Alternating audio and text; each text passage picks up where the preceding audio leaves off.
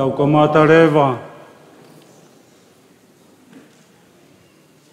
Ai tau katoanga o moe aki o toi tuu. A koe aho o tokona ki tapu. Fia ai ke utaritari aki mautolu. E fia fini. Tawange ke a fia ia tek mautolu ai eiki.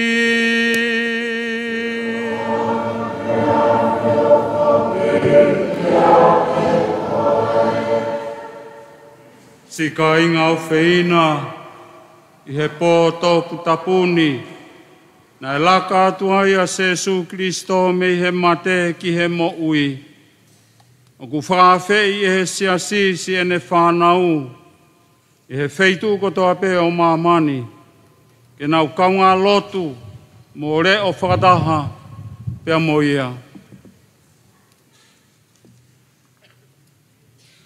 Ko e pāso vaeni ai eiki, ka pau te tau tauhi ofa ki hene pekia pe mo ene toi tuu, a ki e tau whanongo ki hene ngai wholofola. Mō kātoa ngai e ngahi misteri ko ia, kua pau, ke tau nofo mo amana ki lelei ki ho tau inasi i hene toi tuu, pe mo ene ikuna e mate. O tau whakatahataha i moia, i he moui whakai tāniti. Ke tau lotu, e o tua ko e mau tamai, ko ke tuku mai ke mau kau whakataha. Moho alo ko e mama o mamani, iho ou langi langi. Ke whakatopu tapu i mua, ai mama ko e ni, ko e mama fo ou. Pea tauange ke pehe ai anga e mau tauhi ki he oua ue toi tuu ai eiki. Ko ui ke mau asiri hori ai pe, mo e loto maa ki he fia o langina. Pea mau usia ai pe foki iha aho, ai mama koe o kuta e ngata, o kumau koreni, ia Kristo koho alo, ka koho mau eiki. Tau luluku rewa, ai afi.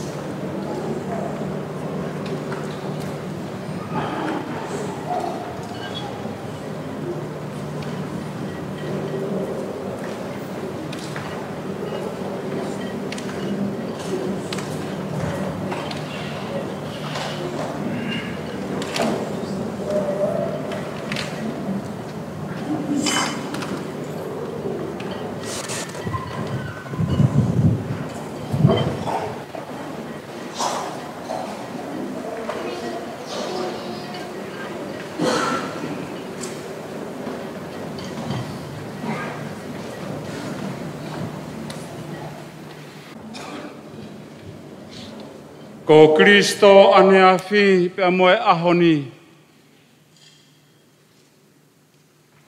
Ko e kamata anga pe moe ngata anga. Ko e arifa pe moe omeka.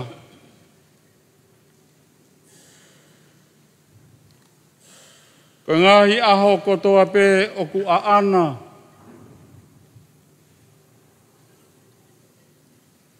Pe mo ngahi kuonga fe holo i kotoa pe. Ko Kristo oku ne maue langi pe mo e mawhai kotoa pe. I he ngahi kuonga kotoa pe o tae ngata, pe a tae ngata. Te ria hono ngahi ka foma oni.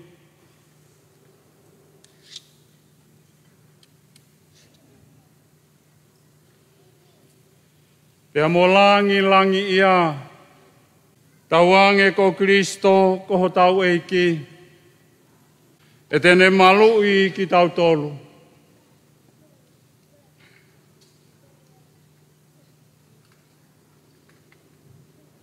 Mo tauhi ai pe ki tau tolu. Ameni.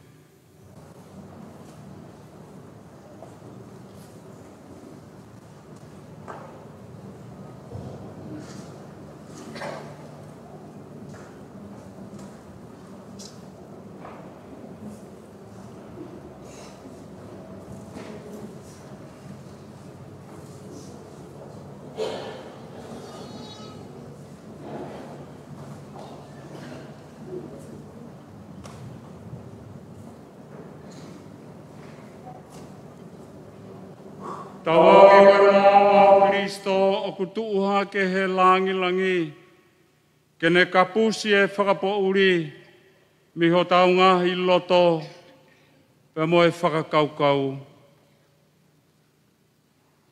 E tau hoko atu rewa, e tau whanonga ki e whare lotu, hiri ono urua ki talaki, pe e tutu rewa mo te lango, i he matapa huanga, ki mua e tau hoko atu.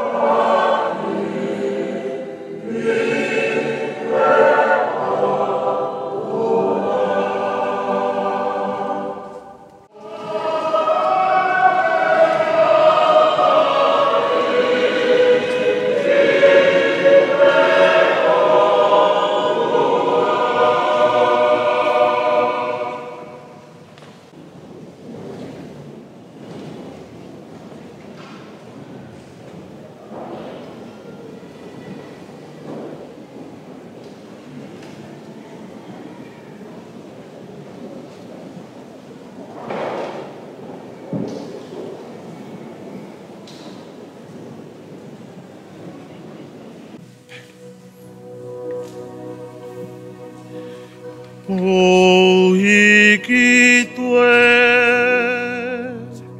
ai ngai malohi ngai langi. Mo hanga hiva, kau angelo. Io he kua kai langi tau e mea furipe. Kua ngaui o tua. Ai ui e kua toi tua se sukilisito.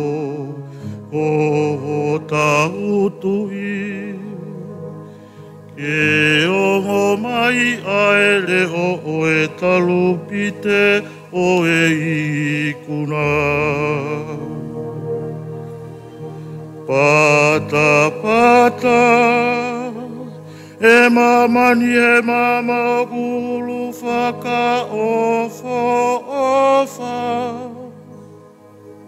E kua ke mamangia, e hulu mai hotu i kua ikuna a Kirisito. E kua ke langi ia ai. O e whakapouri kua more whakaau furi me ia te koe. Pea ke haka mo koe, e mauwha e koe e keresia. Fie fia ho whakalangi langi, koe whakamoui, Kua toki toe tu o kuhulu mai ki a te koe. Tauange ke hiki mawawa e whare ni he fia. Mo whiongo aki e fuukalanga e kotoa e kakai o e otua. Tauange ke awhio ia te ki mou tolu a e eiki.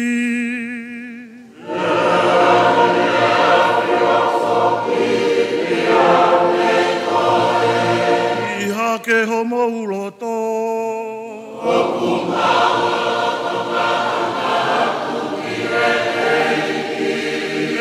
Tau whea a whakawhetai ki he eiki ko tau o tua.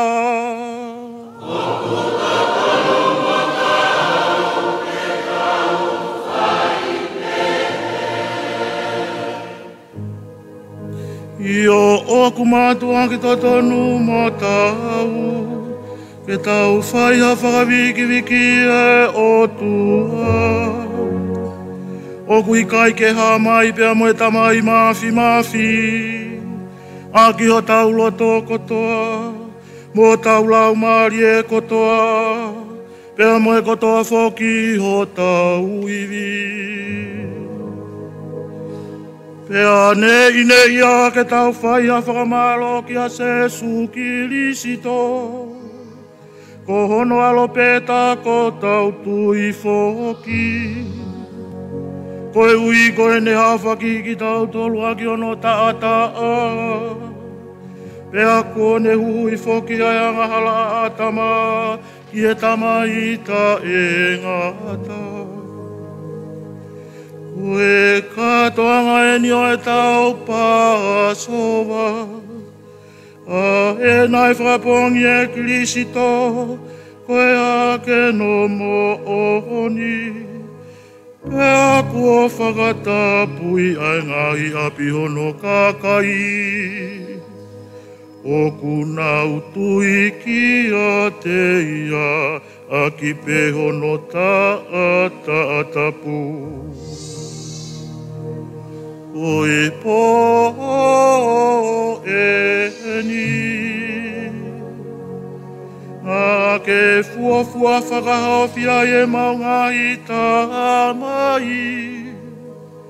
Pea ke whakatawataina ia e kakai o Isileli.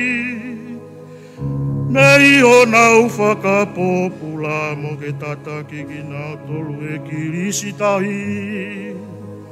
Ua paku mai ma anau tolu. Koe po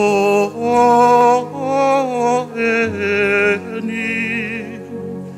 O ku whakamaa e karisitiane kotoa pehi maamani. Nei hona ungahi a ngā hala. Pea whakatataina i me kovi kotoa pe. Kae whakawhoki mai e kalasia, pea nau tupure kina. Whakataha he maha oni. Koe po e ni. Ngā e hanga e se sukirisito. O hawe ki e se ini o e mate. Pea ne tuha ke mei e whonu a loto. O e ikuna. E tamai. Hono i kai ke fungani moni ho tau i ki mautolu. O ho whai manawa o wha. O kui kai hano ngā taanga. Ke hui ha popula. Ko ke tuku atu o alo. O ia ue. Toki whehala ki monu ia. O ia ue.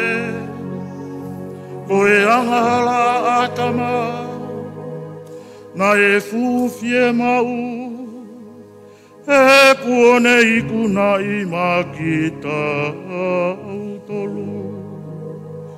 Ha hui laulo tahape. Ue malohi oe poto putapuni, o kune kapusi e kovi koto ape, ma fufulu e hia.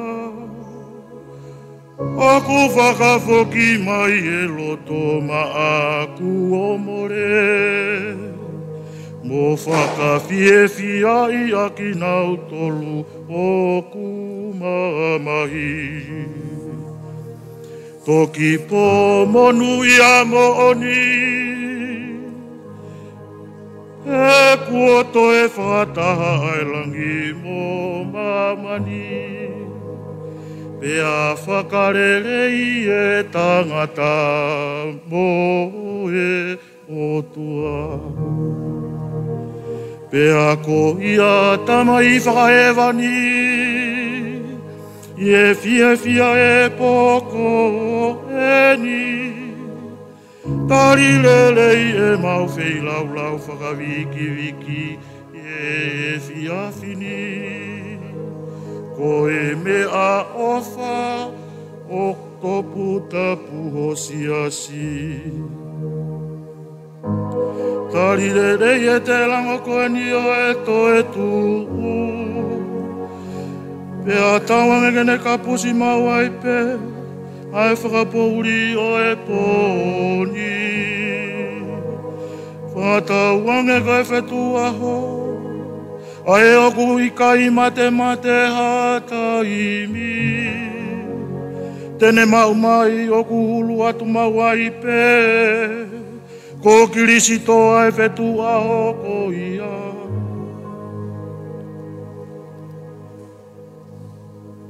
Na e whoki mai me e mate,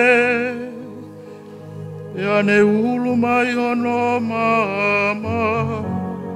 Whakanonga ki e katkai koto ape.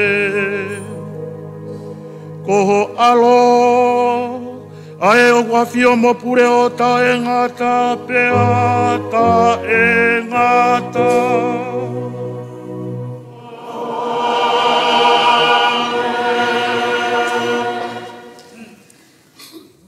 Tau hoko atu rewa. Kai ngalotu kou kore atu ke tamate i rewa e tau te lango. Ka whakaulo mai e whale lotu. Ka tau hoko atu ke he ritu sia o e wholofola. I he mō meniti koeni. Whakaulo mua i mua e whale lotu.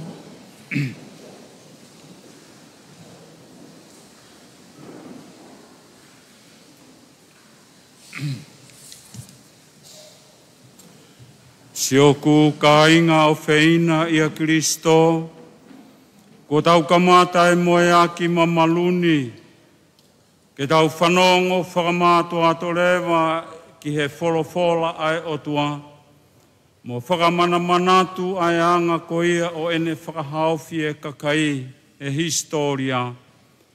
Pea koe kakato e taimi, nane tuku mai hono alo, ke hoko ko tau huhui.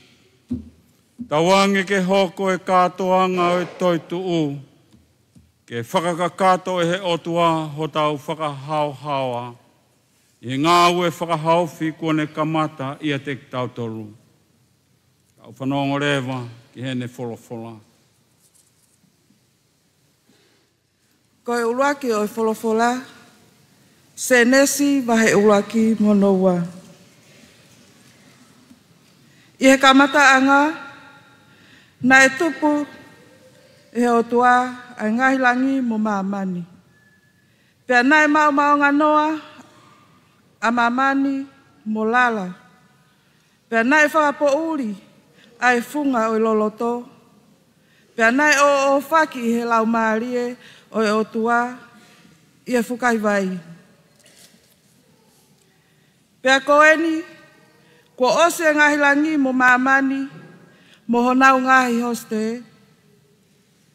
Pea nai whaka osi he o tua i hono aho fitu, ai ngau e nane whai. Pea ne malolo i hono aho fitu, me he ngau e kehe nane whai. Pea nai tāpua ki he o tua, ai aho ko hono fitu, mone tāpu ia, koe uhi, ko ia nane malolo ai, me he ne ngahi ngau e kotoa pē. Ko tohi eni o hako o langi, o kamata mi hono whakatupu, mi he aho nei ngauhi ai, e eke o tua a mamani molangi. Pea kua te eki ki e he whanua, hangahi a kau kehe o ingowe. Pea kua te eki ke tupu, ai mohuku kehe o ingowe. Koe uhi, kua te eki ke whakauha, ki he whanua, e eke o tua, mo i kai ha tangata ke ngowe i ai kere. Pēnei aluhake ai mao mi he mamani, o whakaviviku ai whunga i kere kotoa.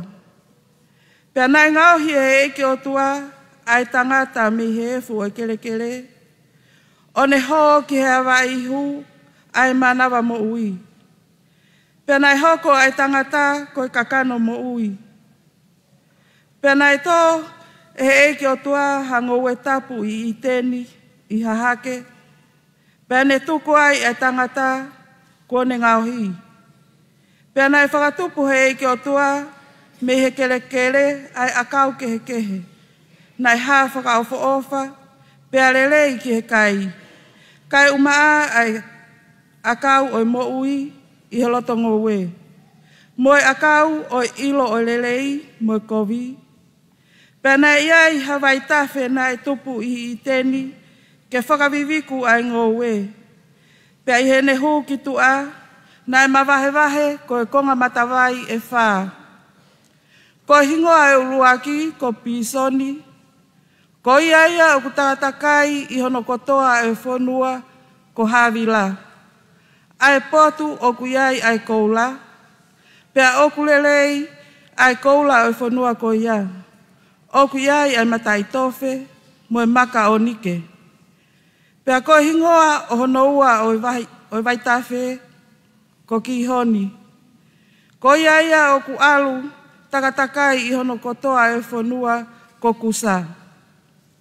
Pea ko hingoa hono tolu o vai tafe, ko hitikeli. Ko iaia o ku alu i he tafa whanua o asilia. Pea koe vai tawhi ko hono whā, ko eu whale tesi hia. Pea nai awe ai tangata he o tua, o ne tuku ia i he ngowe tapu o iteni, ke ngowe i mo tau hia. Pea nai tutuni he o tua, ke tangata o pehe. E lelei au pito ho kai mi he ngahi akau kehe o ngowe. Ka koe akau o ilo o lelei mo kovi, e ikai te ke kai mi ai. He koe aho te ke kai mi ai, kua pau ke mate. Pea wholofola e o tua, o kui kai lelei ke tangata ke tokotaha. Kau ngaohi maana hatokoni ke ao mo ia. Pea ngaohi e o tua, mi he kere, ai whangaman kotoa pe o whanua. Pea moe manupuna kehe oi langi. One omi ki he tangata, ke wakai pe ko haha hingoa tene ai ki ai. Pea ilonga ha hingoa, ne ai he tangata ki he mea mo ui. Takitaha, ko hono hingoa le vaia. Pea whahingoa he tangata, ai whahinga manu lalata, moe manupuna oi langi, mo ngahi whaahinga manu kai vao. Ka kia tangata, nai kai tene ilo hatokoni, ke ao mo ia. Pea whakatoa he ike o tua, kia tangata ha mohe mau, o ne mohe. Pea nane unuhi hano hui wakawaka e taha, o ne whetongi, koe kakano, ke maa opo. Pea koe hui wakawaka na ne toomi he tangata, na e whau aki ia e o tuaha whiwhine, o ne omi ia ki he tangata. Pea pehe e tangata, Koe whai koe ni, koe hui mi hoto hui. Moe kakano mi hoto kakano. E whaha ingo aeni, koe whewhine. Koe uhina e to o ia mi he tangata. Ko ia e tukuange e he tangata e ne tamai mo ne whae. Kai pikita i ki hono wawha. Pea tena hoko koe kakano peta. Pea nana whakatou telefua, ai tangata mo hono waifi. Ka nai i kai tena maa. Koe wholofola toni aiki.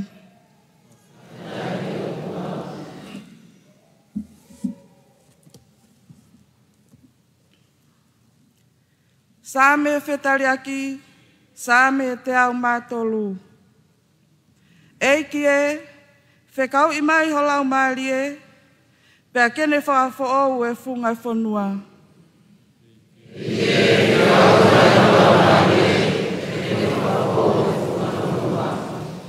E hoku lau maari e, tau pau i e eiki. Eiki o tua, koe lahi mo oni pē ko ia. Koe wala, o ku whaka e eiki mo lang ia, pea kua kofu koe e he māma o hange hau wala. Eiki e, whekau i mai ho lau maari e, pea kene whafo e whunga whanua. Nā ke langa a māmani i hono whakawai, ke tū karikari me he kuonga ki he kuonga. Pea ke kofu akia e o seni o hange hano pulupulu. Pea koe vai na e maulunga ia i he ngahi o tumo unga. Eiki e, te kaumai o lamari e, te whawho o whunga whanua. Pea ke whatu a ngahi matawai, ke mapunopuna he ngai te rea. Pea nau tawhi ki nau tolu he ngahi wahaa o tumo unga. Pea mo ui ai ai whangamanupuna i langi, i ho nau ngahi kauwai. Mo nau ngahi waa o ku hiwa me ai ai whangamanupuna.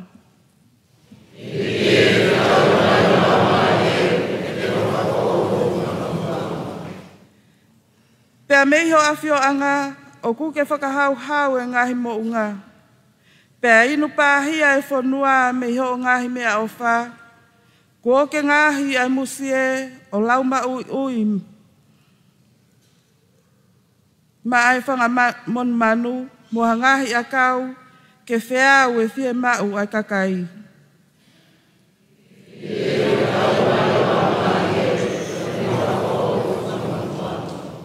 Hono i kai whaalaua ho ngahi ngawe e eiki.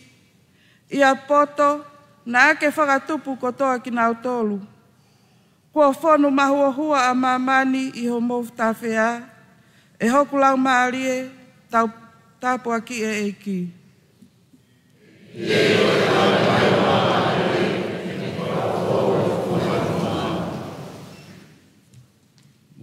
Mea ka daki mua mea hake ki o lunga. Ke tau lotu. E o tua mafi mo tai ngata. Na ke whakatupu e mea kotoa pē o whakaofa mo mau. Ke toko ni ki mau tolu ke mau lava o sio ki he whakaofa.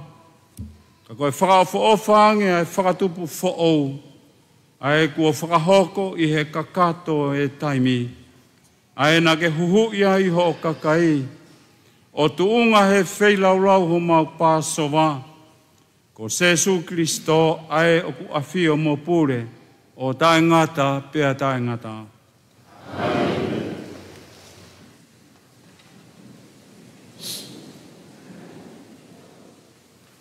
Wholofola hono wa se nesi wahe uo wa. Pea hiri a ngahi mea ko ia na e sivi a e palahame e otua. Ko ia na ane wholofola mai e palahame pea ne tali e ia. Ko hau pea ne wholofola mai ke ave ho foha a ho mea pe e taha, ho ofa anga a ai sake.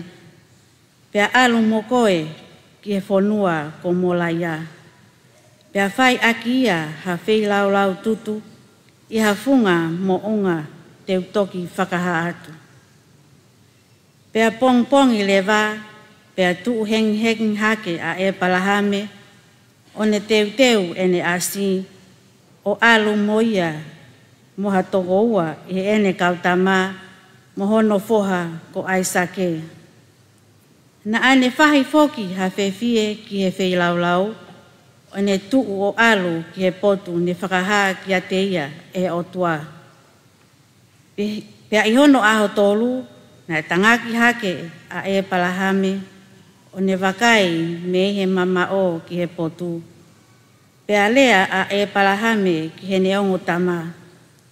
Mo nofo a i heni mo e asi, ka koau mo tama te maalu ki he. Pea te mawhai e malotu o foaki mai ka teki moua.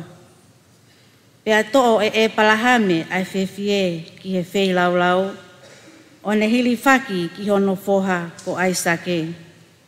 Pea ne to'o e ia ai a whi mo hele, pea na laka atu whakataha.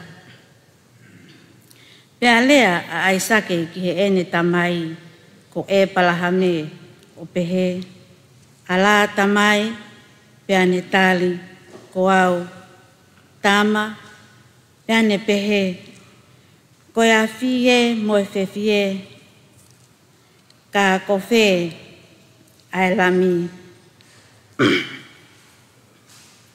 Pea na laka atu whakataha. Pea whai pea na o ki he potu ko whakaha e o tua ki a te ia. Pea hangai a e palahame o ne whakotu wai ai orita, o ne whakatoka ai whewhie. O ne kawhai a hono foha ko aisake, o ne hiri whaki i he orita, ki he maka whewhie. Pea ala atu a e palahame o ne to'o ai hele. Ke tamatei a hono foha. Ka kaui mai ai angelo ai otua me langi o pehe. E palahame, pea ne pehe ko au. Pea ne folofola mai. Oua teke ala ki he tama, pea oua teke whai hamea ki ai. He okuo ilo i eni koe toko taha koe o ke apasia ki he otua. Koe uhi na ikai teke mamaei me a te au aho foha, aho o mea pe e taha. Aho o foha. Pea tangaki hake e palahame o wakai, tāna e ihono tu a hasipi tangata, ko whihian hono nifo i he wao, pea arua e palahame o puke ai sipi tangata, o ne whai aki ai whi lau tutu, koe whetongi o hono foha. Pea na e whahingoa e palahame ai potu ko ia, koe o tua siaila, koe tokonaki pe e o tua. O hange koe lea o whakatoko naki, aki i ono pōni, i he mo unga o tua e ha. Pea ui mai me langi kia e palahame ai angelo ai o tua, ko hono tu o wā o pehe. Koe folofola eni ai o tua, ko fuakawa i a te au, koe mea iho o whai pehe, o ikai teke mamai iho foha, aho o mea pe e taha. Ko ia, te mātu aki tāpua ki koe, ka te mātu aki whakatokolahi ho hako, ke tatau mo e whetu o langi, pe koe one i e matātahi. Pea e mau e ho hako, ai ngahi matangkolo o ngahi mamani, pea koe ngahi hako e monu ia ai, a ngahi pureanga o mamani, koe uhia, ko ke tuitala ki he ekulea.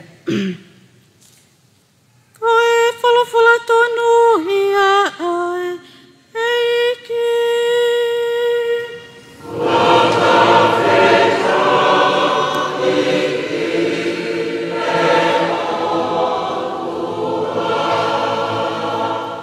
Same whetariaki, same hongo fulmani ma.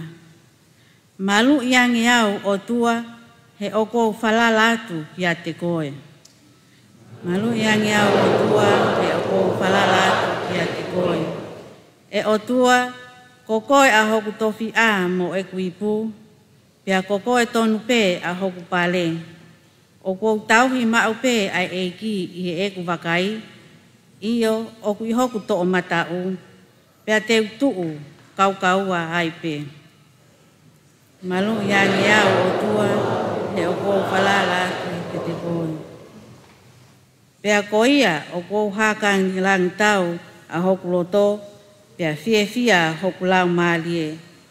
Ko hoku sinoe e malolo fie maalie mononga, ko ohi hei kai tegeli aki hoku lau maalie ki e mate, e teke tukuange ho ofaanga ke au aunga. Malu iange au o tua he o kou falala atu ki a te koe. Ka teke whakaha mai ki a te au ai alunga ki he mo ui, ko ka no kato e fia iho a fioanga, pia iho o to matau ko e fia ta ingata. Maria nia o tua falala ki te koe.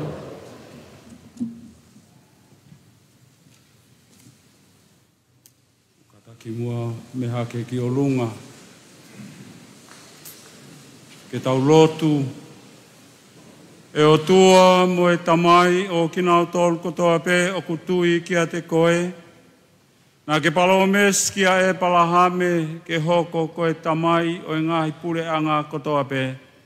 Pea tuunga he pe ki a mo e toi tua Kristo, ko ke whakakakato e palomes ko ia. Pea ko e feitu kotoa pe o mamani ko ke whakatokolahi ho o kakai o feina.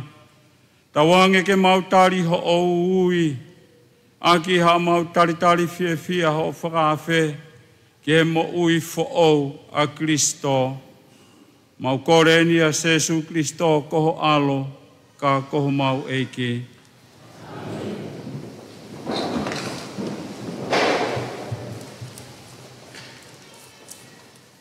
Kohono tolu e wholofola, exoto vai hongo fulu mawha, mo hongo fulu manima. Pea wholofola ai o tua ki a Mosese, koe ha o kuketangi ai ki a te au. Lea ki haa Isileli ke naulaka atu. Ka kokoe, te ke ofa aki ho toko, o mawhao honi maa ki tahi o vai ua ia. Pea e alu a haa Isileli i he loto tahi i he mōmoa. Pea ko awe o kou whakawhewheka ai loto o i kakai ispite. Pea te nau mui kia te ki mou tolu. Pea te ulangi ia whelo mo ene hosi te kotoa a ene tau heka hosi mo ene tau salio te. Pea e ilo e he kau ispite koe o tua au. O kau ka whakalangi iau ia whelo i he ene tau salio te mo ene tau heka hosi. Pea na e hiki ai angelo ai o tua, a ia ko ne haele mua ki he tau a Isleli, o ne haele mei mui. Pea na e hiki ai pou au, mei honau au, o tuu mei honau tua. O ne hu i he wahaa, o tau a Ispite, mo tau a Isleli. O ne iai pe, koe au, mo whakapo uri. Pea ne whakamama i he pō. Ko ia, na i kai ke wā whainofi ai ae moe i he pō kotoa. Pea mawhao e mo sese hono ni maa ki tahi, pea na e whakatawhi atu e he otua ai tahi, aki e matangi mālohi, mei hahake i he pō ko ia kotoa. O ne whakamātuu ai tahi, pea na e tuusi ai tahi. Pea na e hu aha Isileli ki he loto tahi i he mōmoa, pena e tuu mai a tahi mo o nau a me tō matau mo tō hema. Pena e tūri atu ki a te nau tolu ai kau ispite, o hu ki he loto tahi, ai ngahi hosi ko toa pe a whelo, a ene tau sali o te, mo ene tau heka hosi. Pea i he wasi pongi pongi, i loange na e whawhonga atu ai otua ki he tau a ispite i he pōwafi mo au. O ne veuki ai tau a ispite. O ne whakapine ai mea teka o enau ngahi sali o te o whakamateka ngataa. Pea pehe e he kau ispite, tau hola me he ao o Isleli, he koe otua o ku tau ma anau tolu ki he kau ispite. Pea wholofola ai otua kia Mosese, ma whao atu honi maa ki tahi, koe uhi, ke foki ai tahi, o lo makii ai kakai ispite, ai tau sali o te, mo tau heka hosi. Pea ma whao e Mosese hono ni maa ki tahi, pea na e foki mai ai tahi ki hono loloto, i he maa ai aho. Pea hola ai kau ispite, o whakawhetau laki ki ai, pea tupei e he otua ai kau ispite ki loto tahi. Io, na e foki ai tahi, o lo makii ai kau tau sali o te, o tau heka hosi, me hosi te kotoa a whelo na e mui atu ki a teknau tolu ki loto tahi. Na e ikai toe hana o momo i toko taha. Ka kaha ele a Isleli i he momoa i loto tahi, pea na e tuu mai ai tahi mo o nau a i ho nau to'o matau mo to'o hema.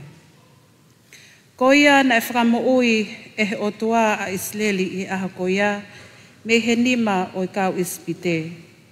Pea na e mamata a Isleli ki he kau ispite o ku nau mate holo i matatahi. Pea wakai e Isleli e ngā welahi ko whai e otua ki he kau ispite. Pea nai apasia a kakai ki he otua.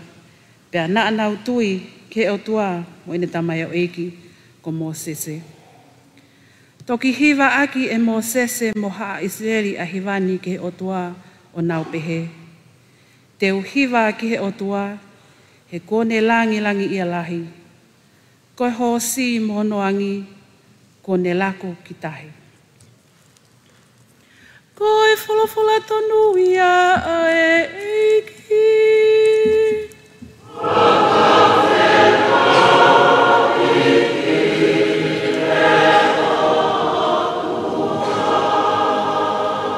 Sa me whetali aki, exotosi hongo fulumani ma. Ke tau hiva ki he eiki, he kua whakateunga aki ia e langi.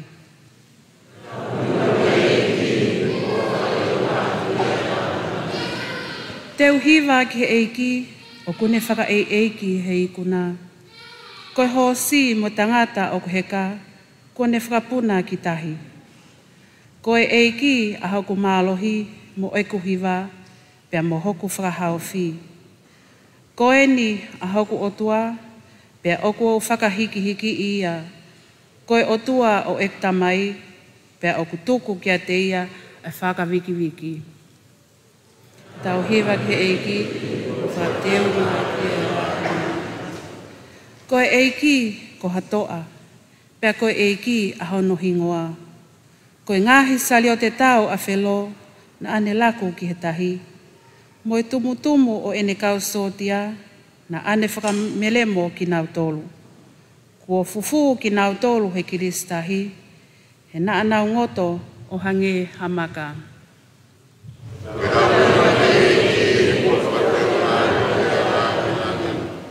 E eiki, ko ho'oto o matau o ku masani hono mālohi. Ko ho'oto o matau eiki, ko ne laiki e fili. Pea koe tumutumu ho langi, ko ke moloki e fili.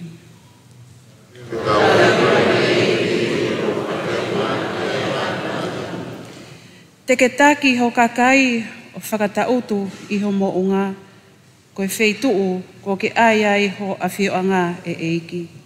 Koe hūwhanga anga eiki, ko ngauhi e ho nima. Pea koe eiki e pule o taengata, pea taengata.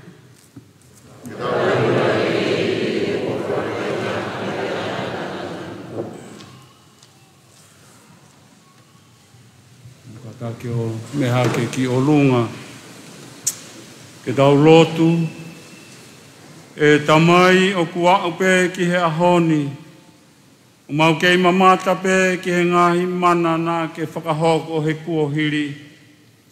Nā e tuataha ho whakahauwhi haki I pure anga bea me he nofo pō pula. Bea I he ahoni o kuke to e whoaki mai. E whakahauwhi ki he kakai kotoa pe he papita iso.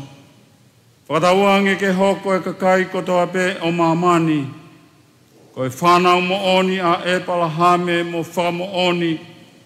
Ko ngahi hako tau ki mautolu o Isileri. Mau kore ni a Jesu Kristo koho alo ka koho mau eiki. Kore atu ke moutu mao.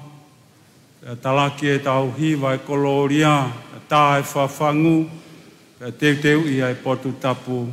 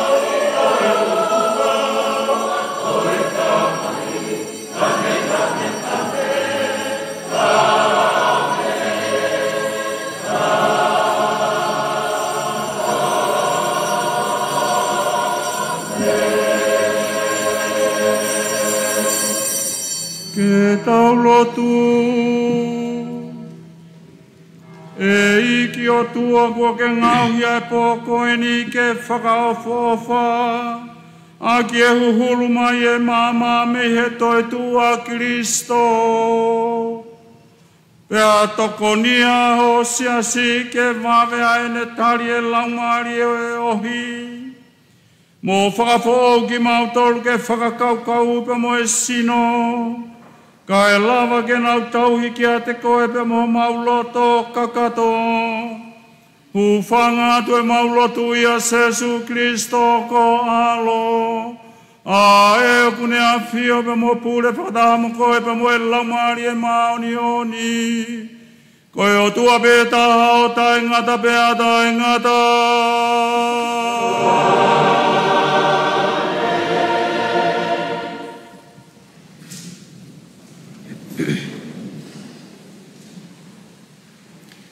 Koe wholofola, loma wahe onu. Io, na oku ikai te mou ilo.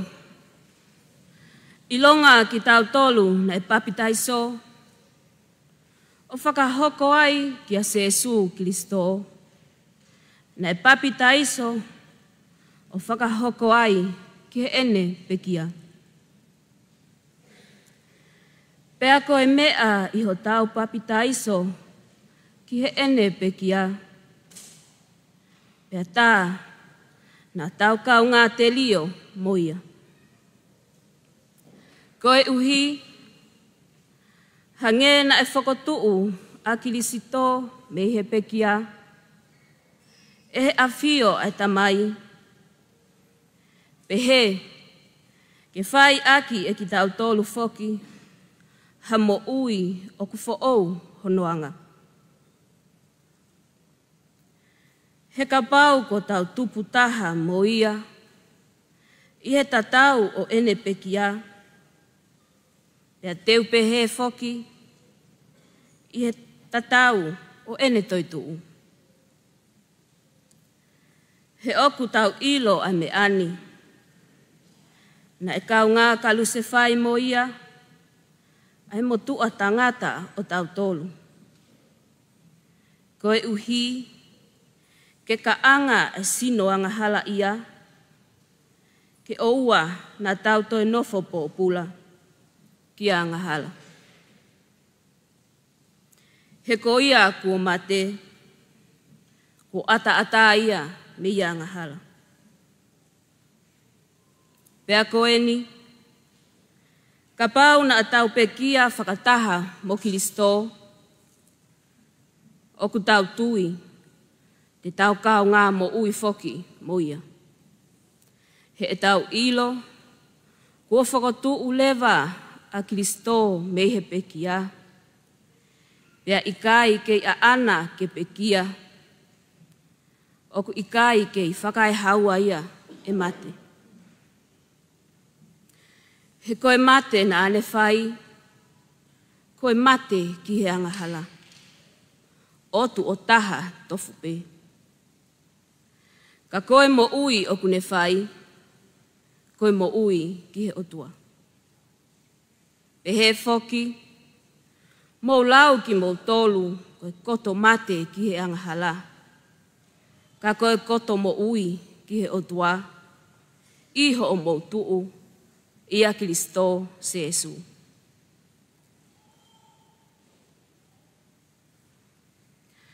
Koe whalawhala tonu ia ae eiki.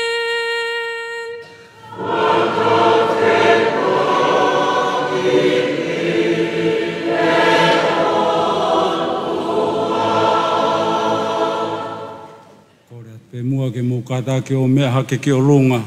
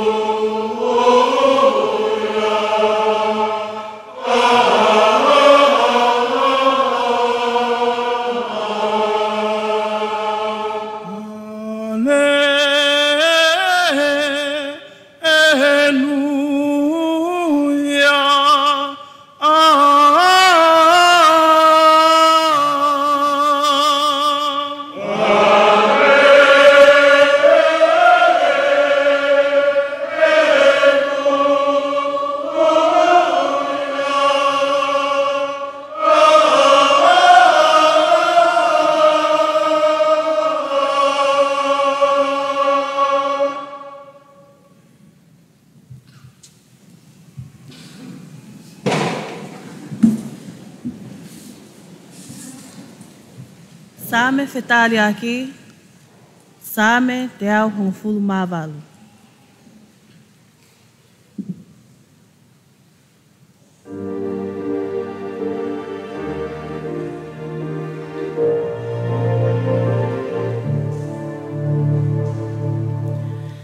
Oh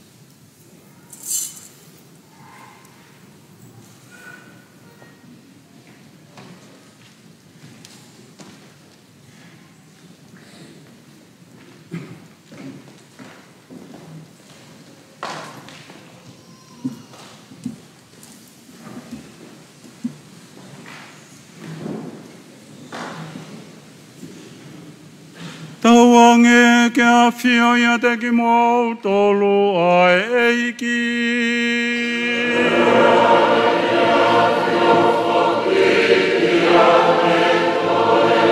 Oe kongai ni pa me he ongongo lele i tō tapu nai tohi e luke.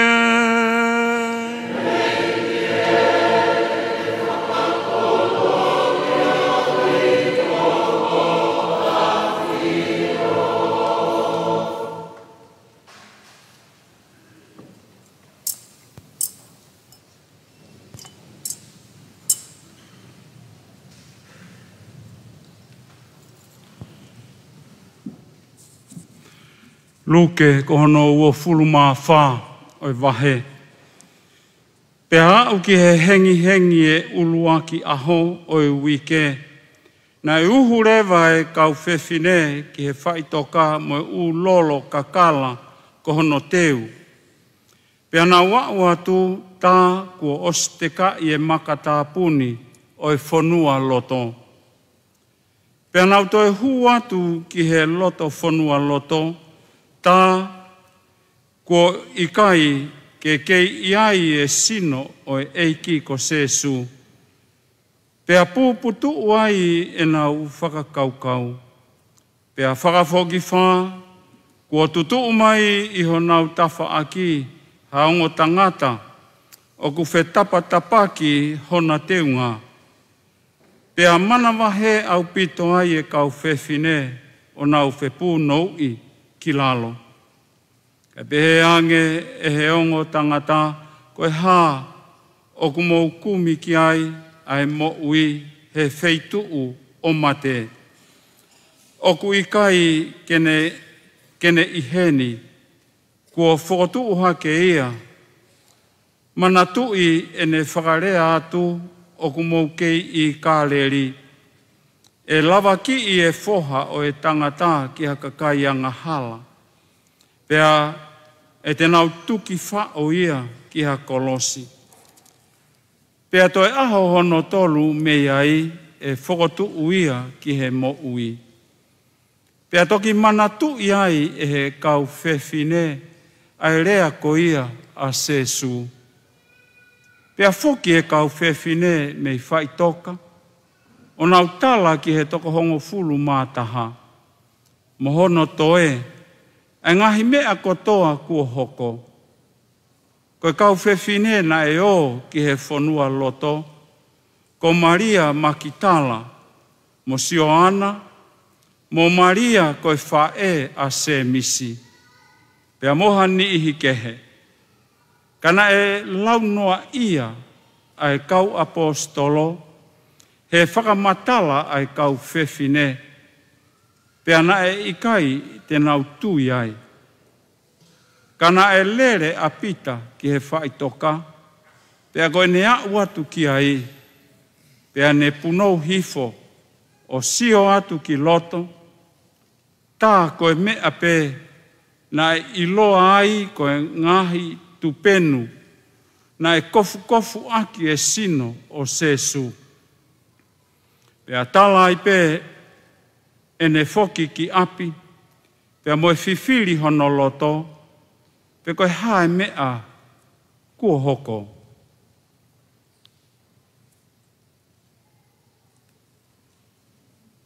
Koe ngongo lele tonu ia o e eiki.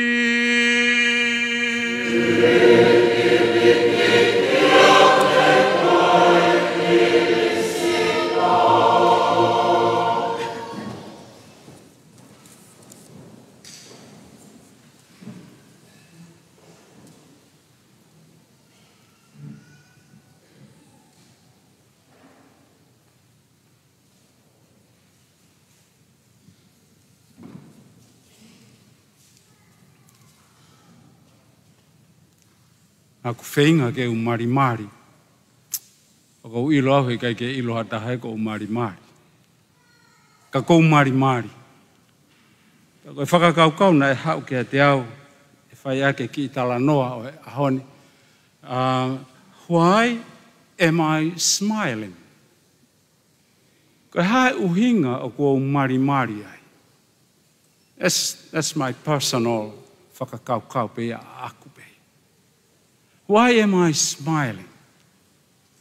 Mahalo te eke atu anai kia whahinga o se ai misa mahade nau pe si. Fia mo senior hiva exultetia seminario. Mahalo na vave mai pe whakano fō. Ko tui iai whahinga hu pehe.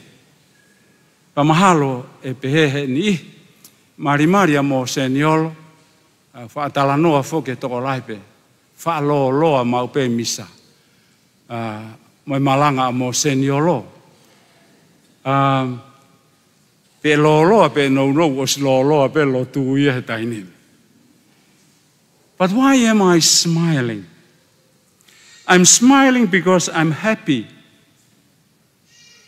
And I'm happy because the Lord is risen. The Lord is risen. That is why I'm smiling. Koe ku kore atu. Tuku mai mua ke uwhai e rea koe ni ki a te kumou tolu hono kotoa pe. Lolotonga e ku mau e ki lau maari e koe o kou tala noa ki e ku mari. Happy Easter. Ke uwhakamonu ia atu ke mou mau ha toi tu u fia. Ko e ku kore atu. Ka taki mua. Pa ke whakamore pe. Ke mea ke mua ki o lunga pa ke sio ki hongo ta whaaki moho tua. Pa ke tuha ke pe ke talangi ke toko taka. Happy Easter. O kore atu ke mou mea hake ki o lunga. Talangi ki he toko taha kotoa pe.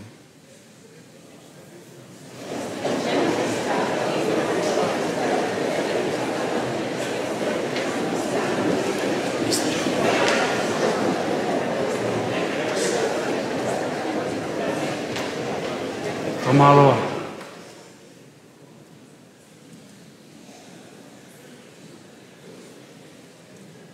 Social media e whai ngofua e gau tohi atu.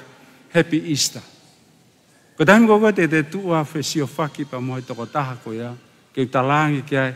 Whakamonu i atu e toitu. Peka te au e aho ane a whi.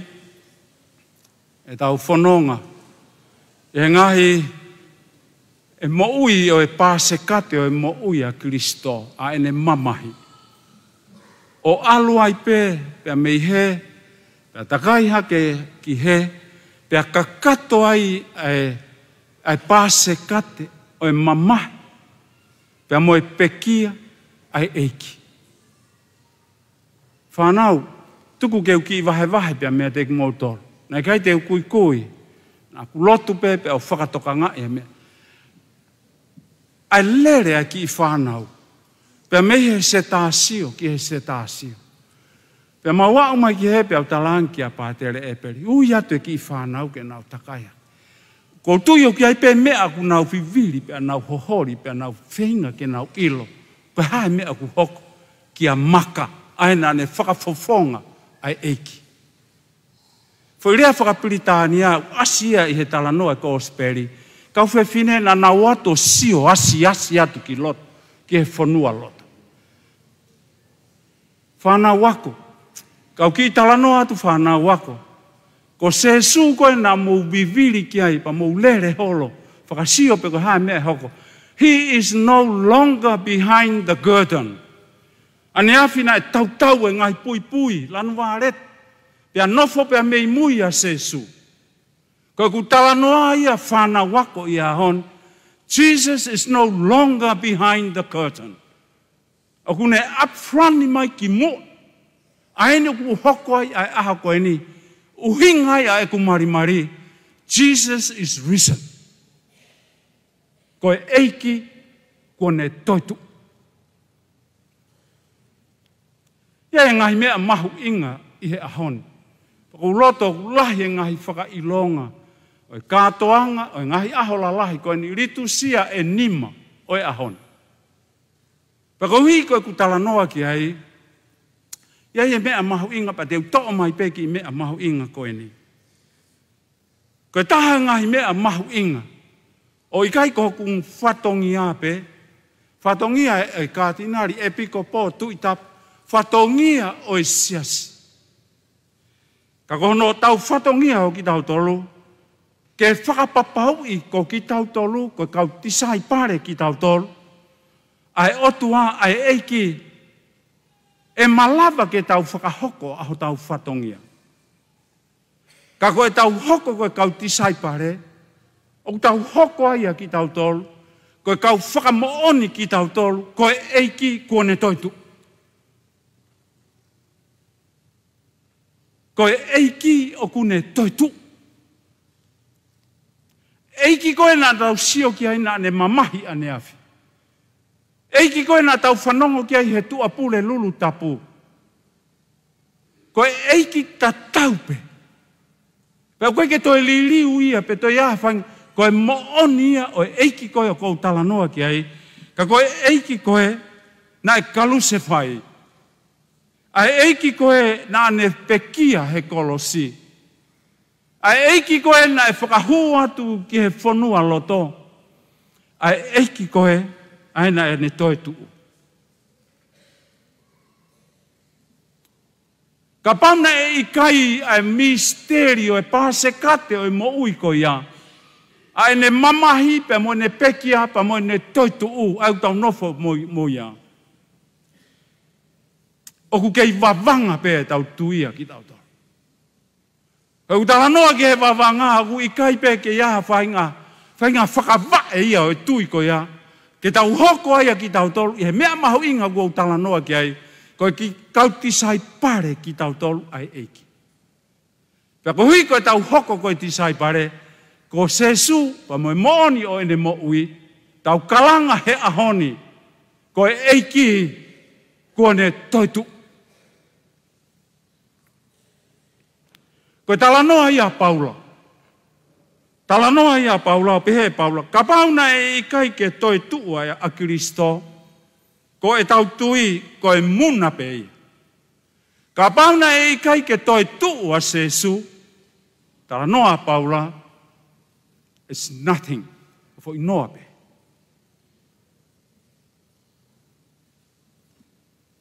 Pea ka tau koe whekau ia ko mai pa maa ki tau tolu i he ahoni. Koe ka kai ki tau tolu ia e toi tuu. Ka kai ki tau tolu o e toi tuu. Talanoa ki ai e ngā ai ko speri o e ahoni aina whakatalanoa ki ai. Ko e eiki. Ko te hau koe kano loto ia o ene talanoa. Ko e eiki ko ne toi tuu. Whanau wako isi ela. Tuku ke whai e talanoa whika wā. Ki tangata eiki ko ku kaunga whanonga pe alupe kone si pekia. Kone si pekia. Ko e wahe ni nane whai mai ki a te au. Pātere. Nā ku kaunga tu ki he kulupu lotu. Pe aupe ki he tuunga pe nau kore mai ki a te au ke whai e lotu. Pe koe lotu e ni nane tala mai ki a te au. Eiki, tawange ke mau sio, ki haulo i maama o e mau tui. Pea ke whakaivia ki mau tolu, ke mau fui a ki ia Hawaii.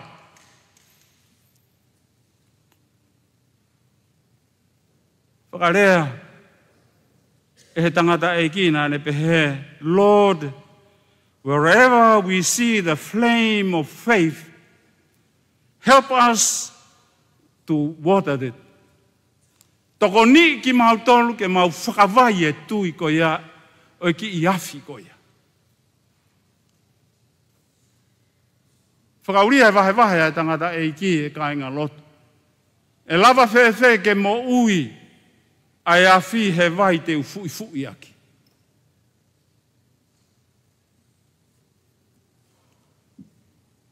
Kia te hau e kaunga whanonga i he ahoni.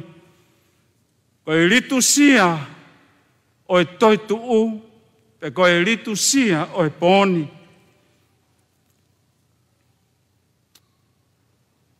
Nā tau ka mātanga ki e tau tafu e a whipa mei tu. Ko Koe mea eni na aku wakai ki ai. Nā tau tafu ai afi pia mei tua. Koe whaka ilonga lelei ia. Ka koe whakapo uri. Koe otua koe ia. Ahe oku ne ihe whakapo uri. Ke ne omi ai ki tau tolu mei ai. Ki he mama. Ka koe mama koe na e whai hono kalanga e ki nā mama a Kristo. Koe mama hei kai ke toi mate ia. Koe kutala noa ki he ki te lango. Koe taimi koe kutau hanga i sio ke he tau whanau. Nau tutu e ki te lango pe ana e ulo. Koe whakaofa koe ai ki i ulo o i te lango. He kuhanga e he ki i ulo o mai e mea koe o ku iho fofonga.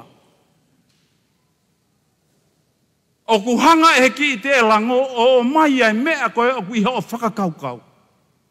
Mahalo na aku whakaofa e ki i ulo i afi. Pakohui koe kutala noa ki ai. Koe mahama ia ne teu e he eiki. Aena e tala noa ki ai e ngotohi a se ne sipia mo exotosi. Na e hanga e he o tuapa me he kamataanga o e historia ma mo e kamataanga. Na ne teu i e mamani. Na ne ngauhi e whakatupu. Na ne whai e tala noa ki a e palahame pe mo Aisaki. Na ne whai e tala noa koe ne teu tangata ia pa ma ai lolotonga. Na ne whangauhi e mamani pe ne tala whakaofa ofa. Pe ave kia e whahinga o e tangata. E ka inga lotu, ko koe ia pa moauna e whai kia e toto kaki ai otua. Pa maha akakai ke teu i hakakai, ke nau taritaria e ki pe moene toi tuu. Ko koe ia, pe moa. Ko ki tau tolu.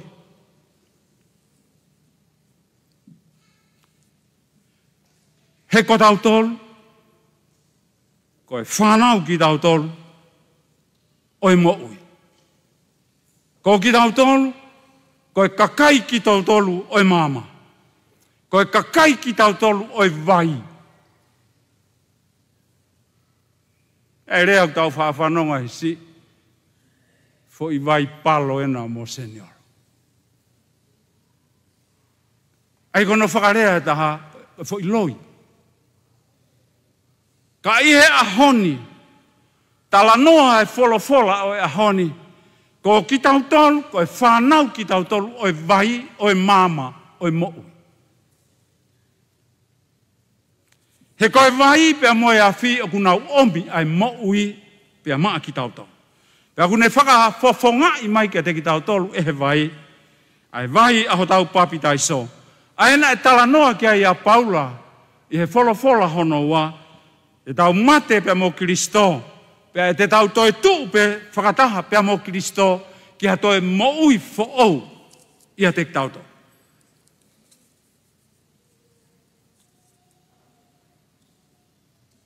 Whakaosi e tala noa, e kāinga lotu i a honi, o fie mau ke tau whakafo'ou e tau mo'ui a ki tau to. Ka koe whakafo'ou e tau tui, i he uho honga o e whakapouri. Ko e whakafo'ou a e tau mo'ui, ia te ki tau tolu, ke iai pe ai amanaki, ba moe tua merie i he tau mo'ui a ki tau tolu. Fie mau ke whakafo'ou, ai lavea o i he tau mo'ui a ki tau tolu.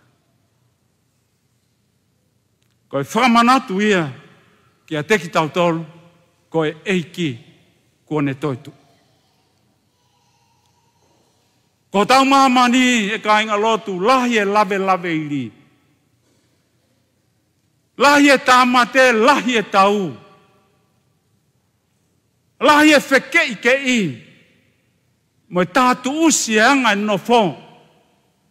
O lave ai e loto, ai konsen si. Pea whai ai e whakavaha a. I anga e whetangutu i a ki tau tolu, i he siasi, i he whamiri. Ko e whamanatu ia ku o maipa maa ki tau tolu e ahoni. E oana ngalo ia te ki tau tolu, ko e eiki, ko tau amanaki anga ia, ko e eiki, ko ofa, pa ko e ofa ko ia, ainu tau whanongo ai he ahoni, tau hiva e aleluia, pa tau kalanga re o lahi, ko e eiki, kuone toitu. Kainga lotu i he pōni, whaka osi ia, koe hanga e he eiki ke ne whakamanatu mai ka te ki tau tolu, a mea koe. Nā ne whakaha mai ka te ki tau tolu, I am alive. I am with you. I love you. I love you. E kai ngā lotu, this is the truth of Easter. Koe moonia o e toituu. Ka koe tau ilo ia te ki tau tolu, Jesus himself love you. Koe eiki kone toi moui mai. Koe eiki kone toi tuu mai. He lau maarie ko ia, ke toi foki pe ki he happy Easter. E malawa pe ke tau pe he happy Easter egg. Pe koe tau ha happy birthday. Pe koe ha e whainga na tula o e tala noa o uhinga o ku toi loloto ange i he happy Easter. Ka kono whakarea o e whakahino o e happy Easter, whakarea o pe he, koe happy eternal life. Ka koe tau fia, ka koe tau wau ke he moui tae ngata. Ka koe hui koe tala noa he moui tae ngata. Happy that we have a home in heaven. Koe tau fia he kuia ho tau api i heaven. Ka koe heaveni on earth. Ai tala noa ki aia Mata Teresa. Nā ne mau pe heaveni he mamani, i he ngāu e nā ne whai. I he ki mea pe he ua, koe vai pe a moe afi. Ka koe koe tala noa ki ai, koe moonia, o e moui, o e toituu, ka koe tau whakapapau i, that Jesus himself is alive. Jesus is within you. Ange koe ne whakarea, ke whakamanatu mai ka te ki tau tolu, I love you. Ange koe lau ai kau tangata ki he kau whewhine. I love you from the bottom of my heart. Koe mafuia na e tuki he kolosi. Pea velo aki e tao. Pea kalanga ai e tangata. Tā koe tangatani. Koe maoni ona. From the bottom of his eno mafu ona. Koe mafuia na ne foaki. Koe mafuia na ne tuku mai ke whakatau ataina aki tauto. Pa ihe a honi. Whangatoko ua. Whangatua whawhine ia Kristo. Ko ku whakaloto lahi ia. Ke hoko mua ai mama o e toituu. Ke toi mo ui ai. A hotau loto i he pōni. And let the water of new life cleanse and refresh our memory. Ko ku whakaloto lahi pe ia. Ke whakamonu i atu ka teki mō tolu. Patawange ka inga lotu ke mō ma. Ha toitu o ku fia. Ha fia o e mō ui ta ngata. Ka kohotau api. Pea mei he vani. Ai tene teu mai.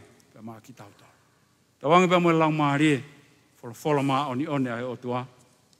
Ine whaita apu kina pe a ki tau tau.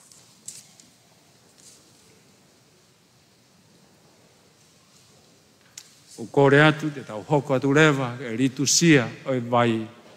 E me iai, toki hoko atu ai pe.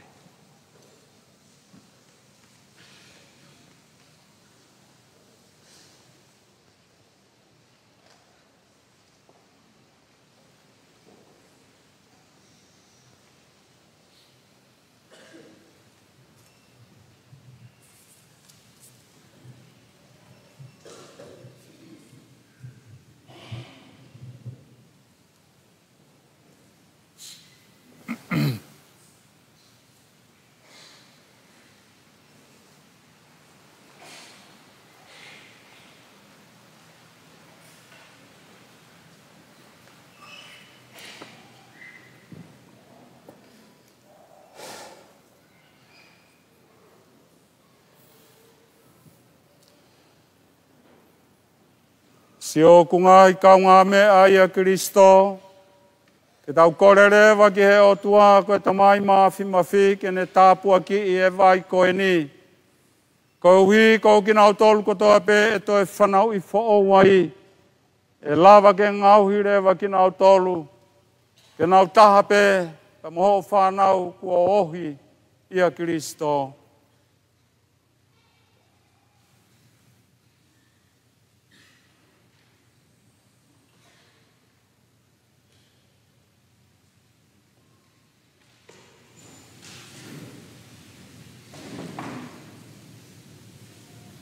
Yo kupanga koua mo whangatua whaafine.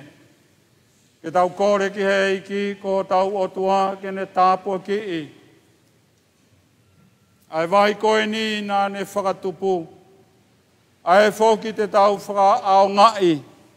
Ke whakamanatu aho tau papitaiso. Tawange ke ne whakafo ki tau tolu pe mo puke ki tau tolu ke tau whaitonunga. Ke laumarie ko tau ostari. Hono katoa. Kore atu ke tau taktaha whaipe aine lotu mo whakamana manatu. A hono papitaiso.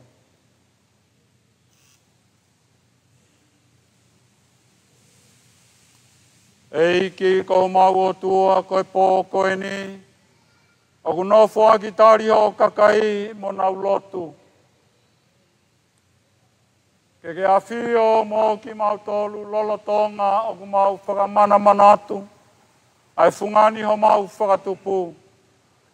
Pea mo e fungani ange ho mau huhui. Ke tāpua ki ange e waini. Ai oku ne whamo ui e pulo pula. Ai oku mau mo ui ai. Oku ne whakawhie maari e ki mau tolu, pe mo ngau ki mau tolu ke mau maa. Ko ke ngau i e vai ko e sewaniti ho anga o wha. Pena e tuunga he vai a ho whakatau ataina ho kakai. Pea mo whakanonga e mau whie inua he toa wha. Ko e kaupalo whitana nau whakaonga i e vai.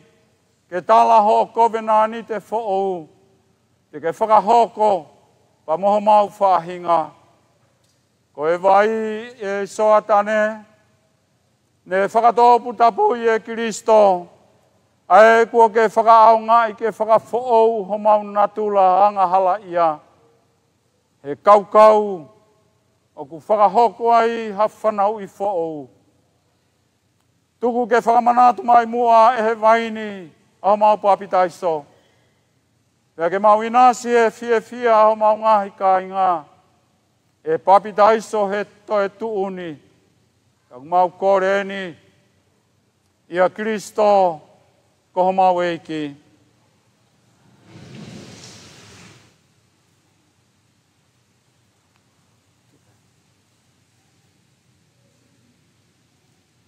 Mo kataki ka mo umea hake ki o lunga. Pea tutu hake ho mo te lango. Pea te tau whakafo'ou rewa. Ai palo mesi. Aho tau papitaiso.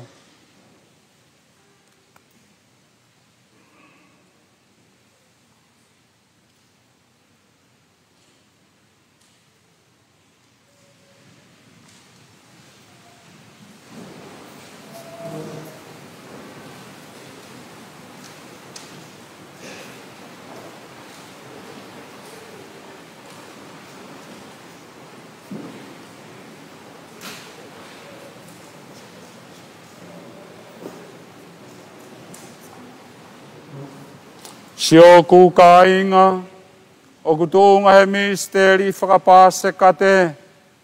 Ahono te rio whakataha ki tau tolu pe mo Kristo he papitaiso. Ko hui kai lava ke tau toi tuu whakataha moia i he moui fo'ou. Ia koe ni kua tau lava hono whakakakato e ngahi au au e taimi whakamamahi. Ke tau whakafo'ou rewa e ngahi palo mesi nā tau whai ho tau papitaiso. Aia nā tau siaki ai a setane. Ia moene ngahi ngā ue. Ka tau palo mesi, ke tau whaito nunga. Ke tauhi ki he otua i he ne sias katorika. Pea koi hai. Pe oku mousi aki a setane. Pe oku mo, pe a moe kotoa o ene ngahi ngā ue. Pe a moe kotoa o ene ngahi palomes kā kotoa pe. Pe oku mo tui ki heo tua koe tamai mafi. Ae nāne whakatupu e langi mo māmani. Pe oku mo tui ki a Jesu Kristo, ko hono alope e taha, ko hoku eiki. Ae na e alo i e tau po uko Maria, pe a kalu se whai, pe kia, pe ana e te rio, toi tuu mei he mate, pe oku lolo tonga a fio he tau mata o e tamai. Pe oku mo tui ki he lamari e maoni oni, mo e sangata e keresia katolika. Mo e whiohia e kakai a ngā tonu, pe mo e whakamore o e anga hala. Mo e toi tuu hake a sino, pe mo e mo ui ta e ngata. E o tua koe tamai mafi hau mau eiki ko Jesu Kristo. Kone toi whanau i whou ki mau tolu i he vai. Pe mo e lamari e maoni oni. Pe mo whakamore i e kotoa o e mau ngahi anga hala. Tawange whoki ke ne puke ai pe ki mau tolu. E mau whaito nunga i ho mau eiki ko Jesu Kristo. O tae ngata, pea tae ngata. Kataki o tū mau pe ai, kore kau hiva, hiva mai pea ki hiva, e te mau luluku rewa ki mau tolu, e ka inga lotu, e au toki hoko atu mei ai.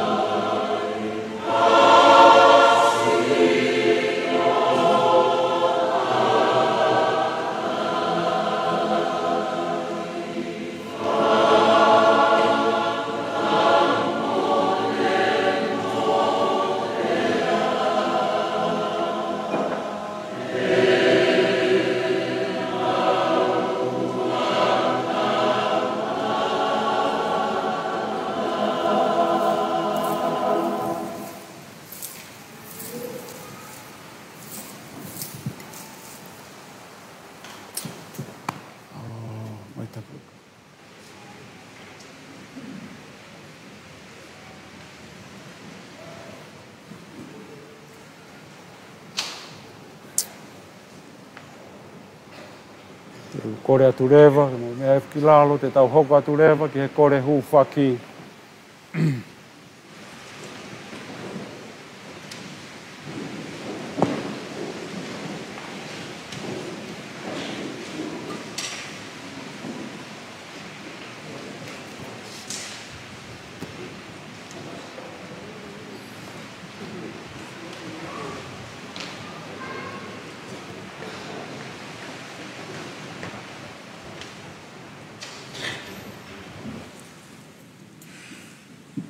tako mea ki o lunga. Kainga ki tau hanga ke rewa ki tau tamai whakahe wani. Tau kore mua tāpua ki mama ki tau tolu kai uma foki a seo tau kainga. Ke tau huwhia ai tui tapu, ai kau e piko pō, pia moe kotoa o ki nau tolu, o ki ai ho nau ngahi whatongia taki i he siasi, ki whakamalohi e nau tui, pia ke nau talaki a Kristo toi tuu, aki ai malohi pia moe mawhai. Eikie, tali mai e maukoleni.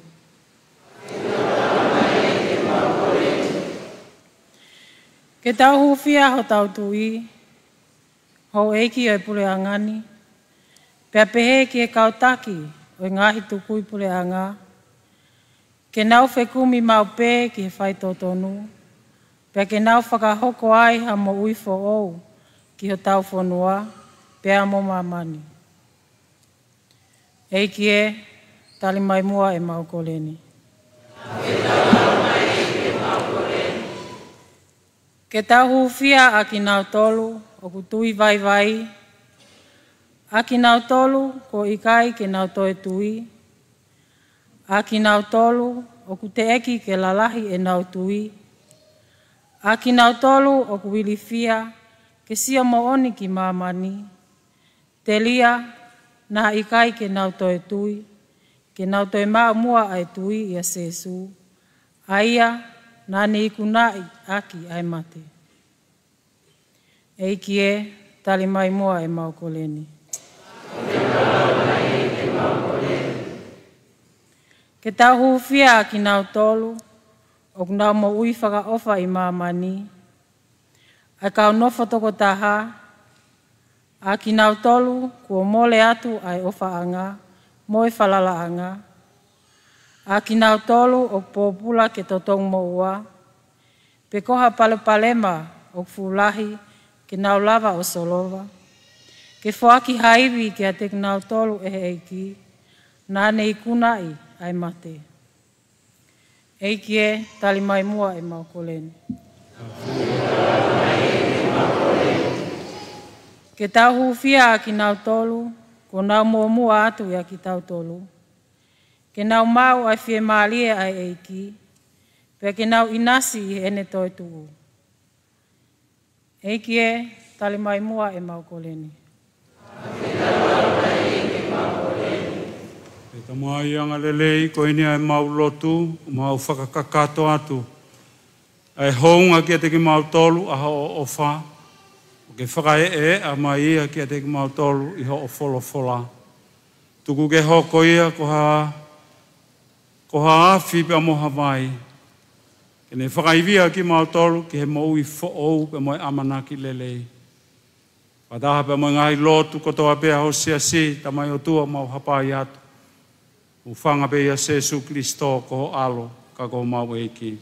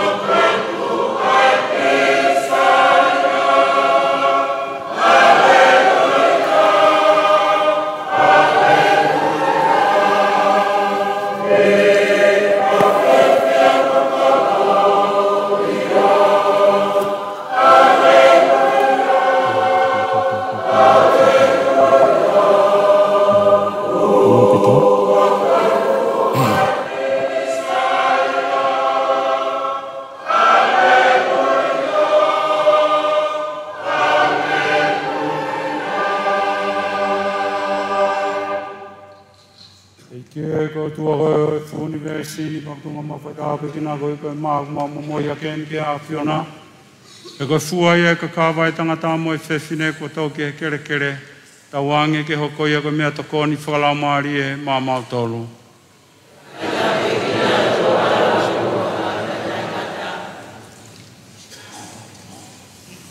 E ki e ko tua koe e fōni ve sini paktunga ma whaitape ki nā koe koe uaine ko mā momoia keni ke a whiona. E koe fuai e whakaongosia e tangata mo e whewhine ko tau ke fuwaine. Ta wange ke hoko ia ko mea inu whakalau maari e mā mautolu.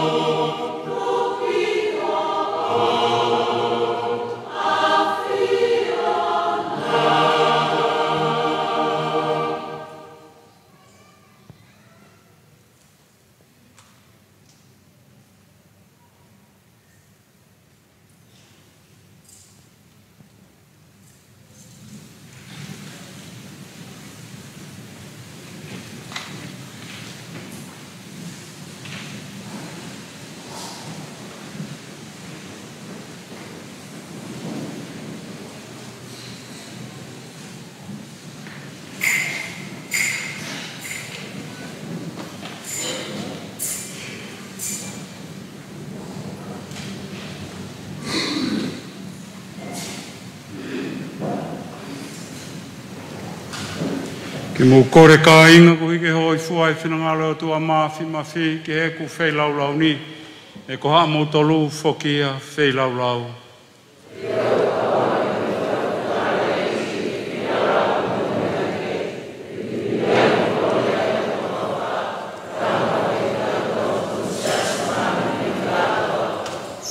E ki e ko ke whawhanga ki mau tolu a ki ho ngā i sākara meta whakatoi tuu. Ke whakawhonu ki mau tolu a ki ho lau maari e. Pea ke ngahui ki mau tolu ke mau taha he meri no moe ofa.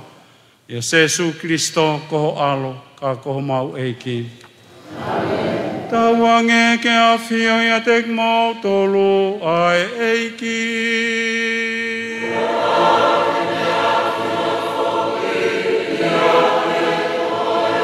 I ke ha ke ho mau loto.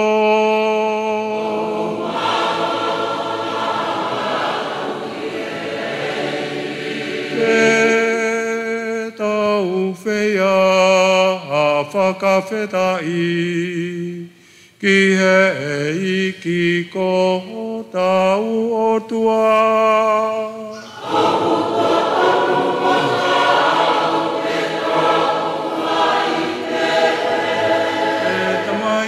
Mafi mo ta e ngā tā kumatua ki to tonu mo tau.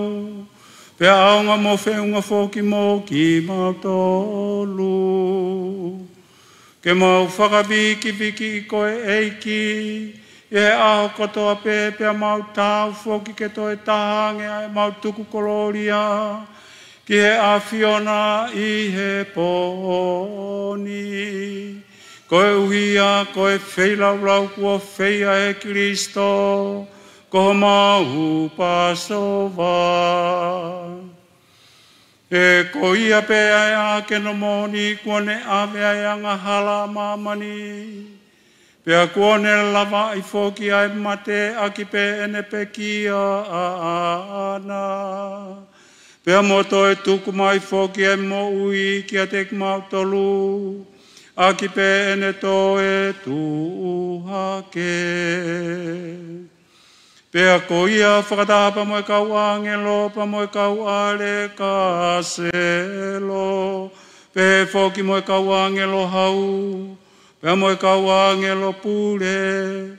Kai uma whoke kau tau kotoa pe ai langi. Ok mau hiwa whakalangi ai ki he a Fiona. O maupe e maupe.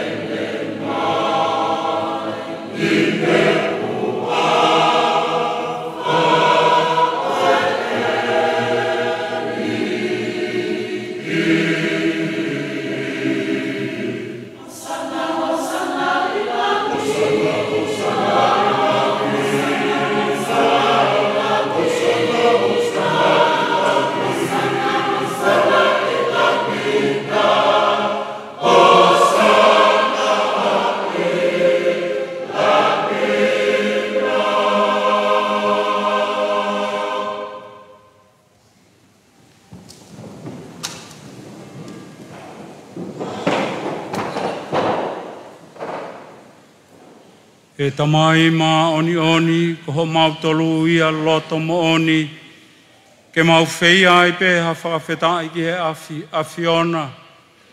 Ko uhi ko ho alo o wha mo ho poto tae ngata, ae ne ke ngauhi ai e mea furi pe. Nā ke whakatupu ai tangata mo e whewhine i ho o uia i misi. O ke tuku ki ai ke ne pure i whakaoniu a mamani, ko uhi pe ko koe. Pea neongo e ne talangata a, o maumau ai, ho mo wheohi, ka na e ikai ke hoi fua ai ho whinangalo, ke tuku ange ai ia, ki he mate, ae o kuta e ngata. Io tuunga iho alo ofa, na ke a feitaulo ai, o tā kia kina i ai tangata ke ne whekumi ai pē, kai oua kone toi mau ai whiohi anga moho o a whio. Koe te whito i uhinga pē ia nā ke tautou whokotu uai. Ai area pāu pa mo e whahinga o e tangata, o ke akone kina i ai kina utolu, aki pē ai rea ai kaupalo whita. Koe uhi ke nau whaka tu amerie ai, ki hanau whakamo ui, io e tamai mā oni oni. Nā e pehe ai anga ho o alo ofa ki māmani. I he hoko sia ai taimi, ne ke whekau i mai ai ho alo e tahape, ai na e tu i ai tau po o ko maria.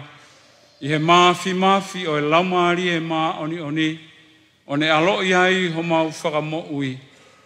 Nā e hoko ai ia ko e tangata mo oni, o tuha mō ki mautolu, tuku kehepe e anga hala. O ne whanongonongo ai ai ongo lelei ki he kakai masiva, pia mo e taua tāina ki he kaupōpula, kai uma a e fie maarie ki a tekinau tolu koe oku mamahi. Pia koe uhi ke osiki ho o whono, ko ia ne ke tukuange ai e ia ki he pekia, ka ihe ne toi tuu hake, nā ne ikuna iai e mate, o ne toi tuku mai ai ki a teki mautolu ai mo ui. Pia koe uhi ke oua nā mautoi fie mo ui ma mautolu pe, ka ma ai a Fiona. Ko ia, nā ke whekau i mai ai laumari e mā oni oni pia mei he tamai. Koe ura ki fua tapu ia o ene pekia, pia mo ene toi tuu ma mautolu koe, o kutui ki a te ia, ko hui ke whakalato aki, a ene ngā ue whakamo ui i māmani, ke mā oni oni ai a hono kakai. A lāta mai, o ku mau tau tāpaha ki he a Fiona, ke haere mai mua e laumari e mā oni oni, pia ke whakatō tapui ai mea o whani, ko uhi, ke nau hoko ai ko e sino pa mo e taata aho mau eiki ko Jesu Kristo lolotonga e mau katoa ngai ai misteri fungani o eni ai na ne tuku mai ma mau tolu ko e area pau e tu loa pe ata ngata ko ia pe foki nane matu aki o feina I hono kakai o ku ihe mamani. Pea I he hoko sia e taimi ke whai ai hono whakalangi langi I. E hene tamai mā oni oni koe a Fiona. Nane o whai ai pe kinau tolu o au ki hono ngata anga. I he lolotonga o ene tau mawha pe mo ene kaua konga. Nane to'o ai hama o ne tāpua ki pea ne toki paki. O tu whaki ki a te kinau tolu pe mo ne pehe. Mou to'o eni, ka mou kai katoa ai. Ko hoku sino o eni aia e tukuangi, ko uhi ko ki mou tolu.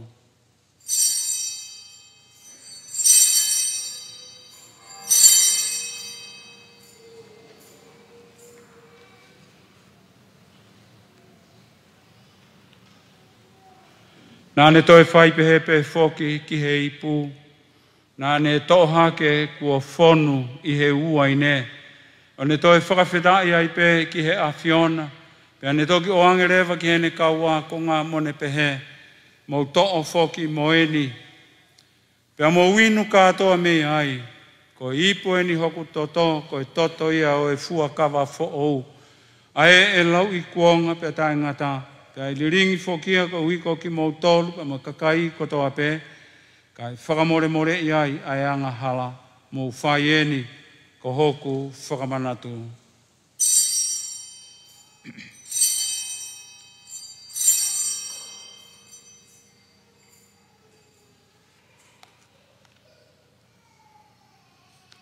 Ko e misiteri eni o e tui.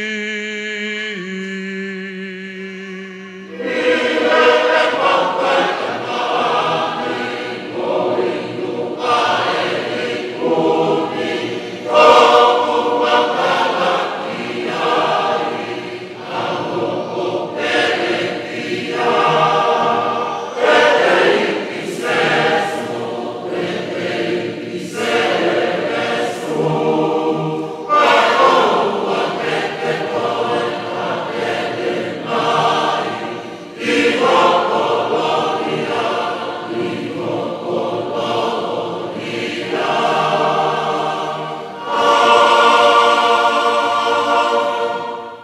e tamai o ku mau whakamanatuani ai anga o ha mau hākea ki i. Mau kaunga whakakaukaua ia i ai pekia ai Kristo. Pea moene haere hifo ki he kau pekia. Pea moene toi tuu. Kai uma a ene haere hake o a fio i hoto o matau. Pea i he lolo tonga i mau nofo akitari. Ki ane toi haere mai i he langi ia. Mau momoi hake ki he a fiona. A hono sino mohono taa. Koi moi hu mātua ki whakahoi fuange whau. Ki ho o afio, kai whakamou i whoki ki mamani katoa. E kia ke hangai whafonga hifo mua, i he moi hu koe kua ke whaki mai maa ho o siasi. Pea ke alo o whao tuku mai ke hoko ia koe sino e tahape, i he laumari e maa oni.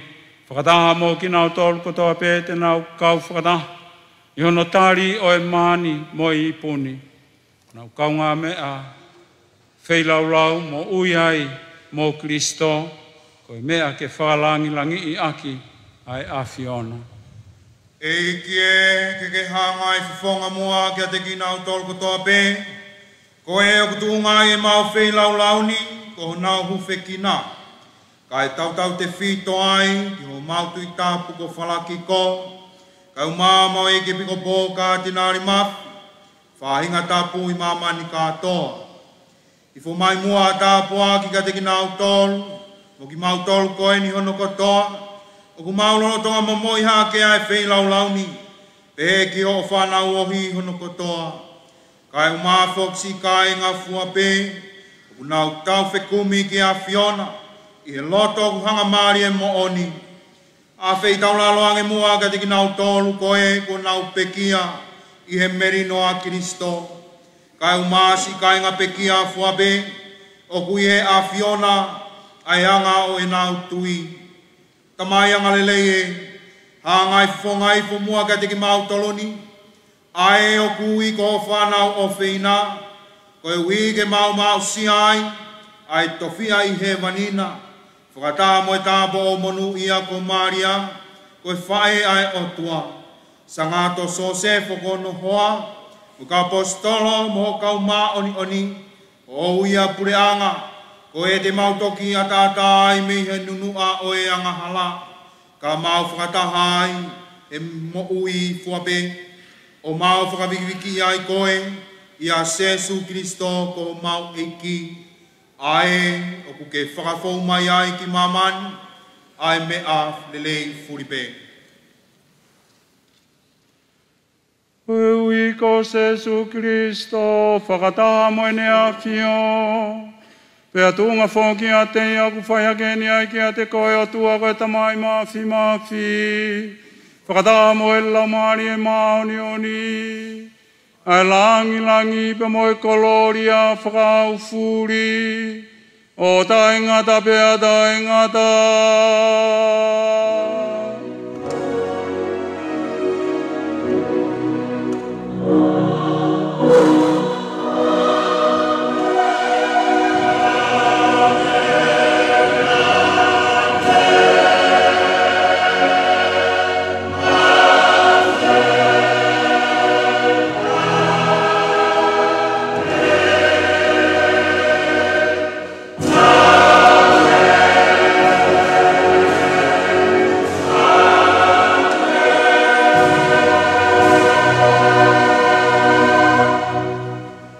Whai kore rewa ki o tua koe tau tamai a ki pēr kore koe na whai hono ako ne kina ki tau tolu ki ai e o tau whakamo ui e mau tamai o kui he wan.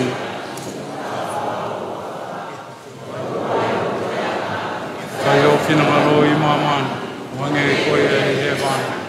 Whuaki mai a honi a mau mea kai whaka e ki whakamore more mau ngahi a mahala. Hange i toi mau whakamore a ki nau tolu whai hao mai ka teki mau tolu. E au ana ke tua ki mau tolu ki mau hinga ki a whakarau ere. E ke mau tangi at ke whakahawh ki mau tolu me ngai kowi fua pe. A whei tau lalo ke tōkai pe merino i e lota lotonga ho mau ngahi aho. Pea tūnga he takoni mai aho alo o whātau angi ke mau noftau ata inai me heanga hala mo i whaingata i a fua pe. Ama no fatali faki ai peke toi ha ele mai. O mau whakamo ui ko Jesu Kristo.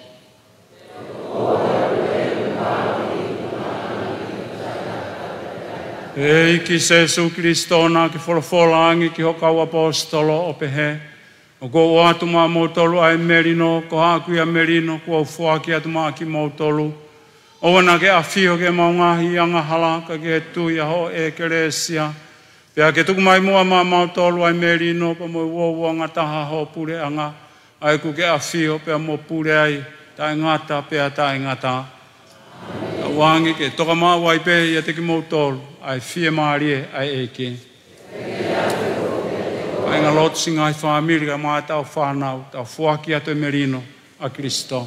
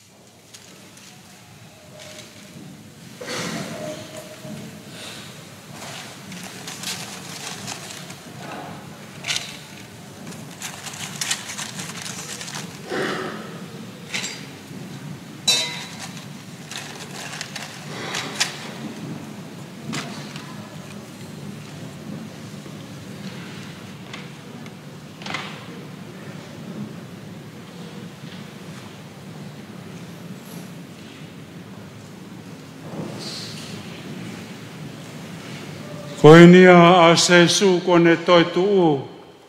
Monu ia aga ko kina tolu ku whaafe i ke kātoanga e alo o e otua.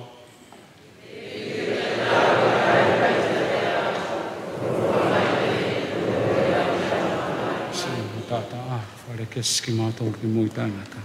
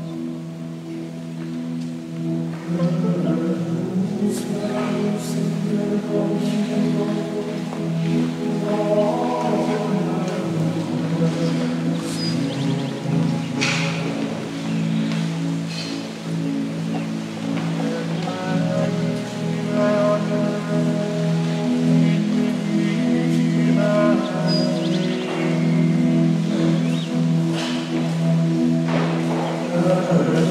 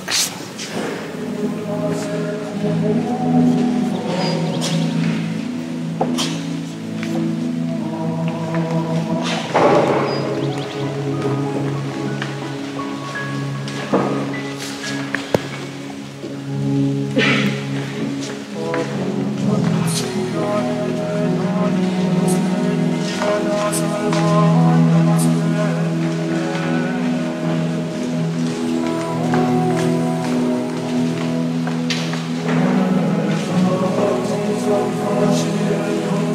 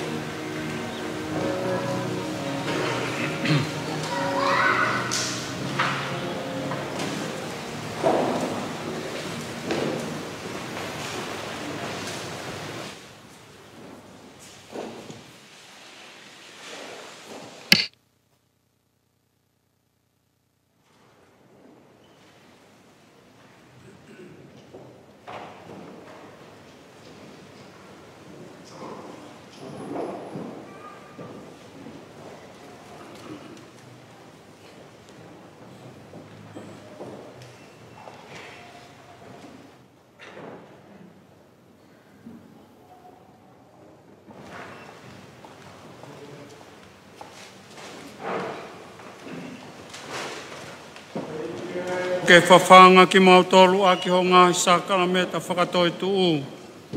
Ke whakawhonu ki mautolu a ki ho la maari e.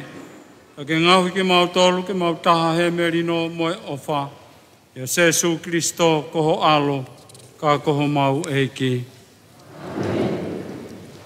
Malo lahi atu ke te mautolu no kotoa pe whawhawhonga atu pa te le peri. Seminario ka mga kautahi misa. Kau hiva, kau whai whatongia, mo ki mautolu kotoa pēnā nau tokoni mai. Ki ono tataki o e tau ritu sia, o whamalo lahi atu. Wamonui atu ka te ki mautolu, hange koe nā ku whakalawe ki ai ane nai, o tui ku whiunga pē ia. I whanongonongo ku taha pē, urua ki, koe aho toi tuu a pongpong. Ahoni, koe aho moe a ki pēni. Te ria na a whaiha kei mauhala pē he, koe ospe po ni pa tau lawai. E whakauria ka pai te laini mai ko whesi oe a monite. Koe koe ku kore atu, ku whaafiat ka te ki mautolu, mautoe tokolahi mai pēa pong pong, koe tau misa au taha pē, misa pē he hongo fulu. Koe koe whaafiat ue ka te ki mautolu, hono katoa pē, e mau mea mai ki ai. Whamalo atu ka te ki mautolu. Tahuange ke awhio ia te ki mautolu ai eiki.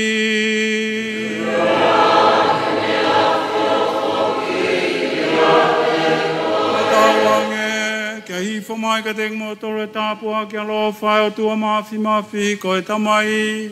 Moe alopa moe lamari e maoni oni.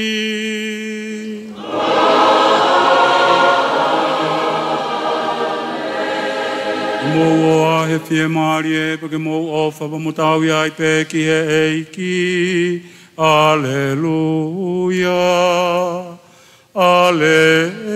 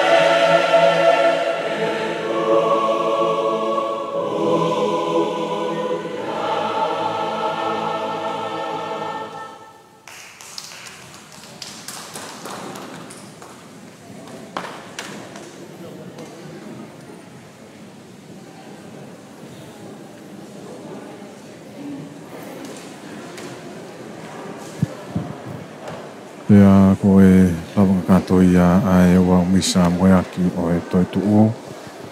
O fulanga tonu atu ia me he wharilotu Maria tupu e makurata i maufanga. E o koe pia whatawange ne o le atu i ata mo rea. Ki tāpatoa pia o tungani o mātua pureanga. Tata ki o au ni e he vika seniore. O senioro to vika o whina. Ko whamaro ia pia ki mo tolu koe ana tau whanonga whataha mai. E kumata anga e o au ni o mai ki hene kakato. Ko pompongi e to e whakipoki a whamawhala me he whalatuni. I hokwat ko ia misa o to e tuku. I he whafufua ke taimi hoko ia ang furu pompongi a pompongi. Whamaro e ki mo tolu koe ana tau kau whataha he prokalama i he ngaru ea ma foki ai ope. I he pesi Facebook o ia kau tā whamawhala rea broadcasting. Katawa te pēa fua whatongia me i whanaloto Maria tupu i Makuatai Maufanga. Whaka e tuka hoa ngā oi koia ki he whiawhini. Kua whanamawhiaki. Ka mo lea kua whātu.